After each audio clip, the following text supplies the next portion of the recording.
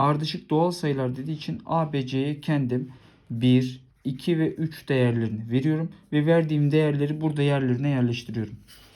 Parantez içinde A yerine 1 yazıyorum. Eksi C yerine 3 yazıyorum. Bunun karesi çarpı parantez içinde B yerine 2 yazıyorum. C yerine 3 yazıyorum. Yine bunun küpü bu sefer. Çarpı bu sefer parantez içinde A yerine 1, B yerine eksi 2 yazıyorum ve bunun dördüncü kuvvetini alıyorum. 1'den 3 çıkarsa eksi 2 kalır. Eksi 2'nin karesi şurası eksi 2 yapıyor. Eksi 2'nin karesi artı 4 yapacaktır. Çarpı 2'den 3 çıkarsa eksi 1 yapar. Eksi 1'in küpü tek sayı olduğu için yine eksi 1 yapacaktır.